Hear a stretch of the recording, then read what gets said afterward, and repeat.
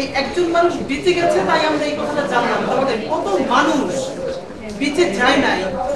এবং একটু আগে যেটা বলছিল যে এই বুড়িগঙ্গা শীতলক্ষা কত লাশ যে হজম করেছে, এটা একটা মানে গণকবর হয়ে উঠেছিল, আমরা জানতাম না।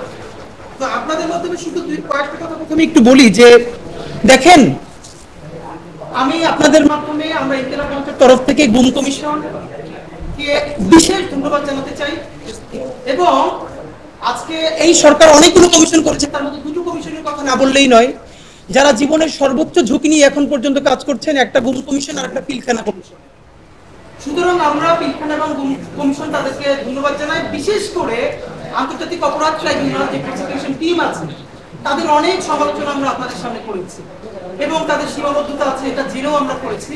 কিন্তু যে অসীম সাহসিকতার পরিচয় তারা দিলেন, আমরা তাদের জন্য শুধুই দোয়া করি যে আল্লাহ তাদেরকে নিরাপদে রাখেন এবং ইনসাফের বাংলাদেশ বিনির্মাণে তারা যেন আরো বেশি কাজ করতে পারেন।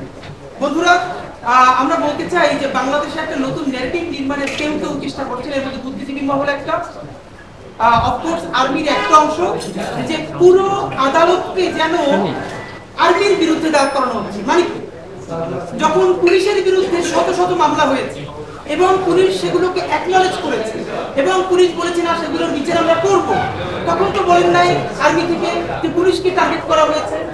যখন সিসিটিভির বিরুদ্ধে সরকারি মোটামুটি উদ্যোগ নিয়েছে যেটাকে বিলুপ্ত করে ফেলা হবে, এরাতে এত বেশি রক্ত, তখন তো বলেন না একটা সংগঠনকে একটা সংস্থাকে টার্গেট করা হয়েছে। আর্মি মানে কি এই 28 জন 25 জন 30 জন সব থেকে লোভী দিল্লির সেবাদার হাসিনার গোলাম, এই 30 জন মানে কি বাংলাদেশের আর্মি? বাংলাদেশের আর্মি এত ঠুকত? অদ্ভুত ব্যাপার। পুরো বাংলাদেশ আর্মিকে কারা এখানে এসে ধ্বংস করে দিয়েছে, তার প্রথম কাজ শুরু হয়েছে পিলখানা হত্যাকাণ্ডের মধ্যে।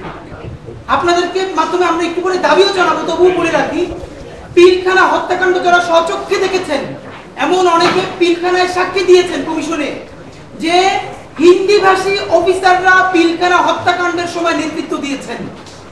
আমার সেনাবাহিনী, আমার দেশপ্রেমিক সেনাবাহিনী, বাংলাদেশের স্বাধীনতা সার্বভৌমত্বের ভ্যানগার্ড সেনাবাহিনীকে যখন প্রকাশ্য দিবালোকে ঢাকার প্রাণকেন্দ্রে 2 দিন ধরে হত্যা করা যদি হয় না, তার লাশটা তাপসের গাড়িতে উঠে পুড়িয়ে দেওয়া হয়, তাদের লাশগুলো তাদের স্ত্রী সন্তানরা ড্রেন থেকে টেনে টেনে বের করে, স্ত্রীকে মুহুর্মুহু ধর্ষণ করে তারপরে তার সামনে স্বামীকে হত্যা করা হয়, তখন এই সেনাবাহিনীর 25 জন 30 জন যারা আজকে লেফটেন্যান্ট কর্নেল মেজর জেনারেল, এই জেনারেলটা কোথায় ছিল আমরা জানতে চাই। আমার সেনাবাহিনীকে যখন হত্যা করে তার লাশ ভাসিয়ে দেওয়া হচ্ছে, তখন তারা হাসিনার সাথে গণভবনে বসে প্ল্যান করছে, চা খাচ্ছে, কফি খাচ্ছে এবং হাসিনা তাদের শক্তি নিয়ে থ্রেট করেছে।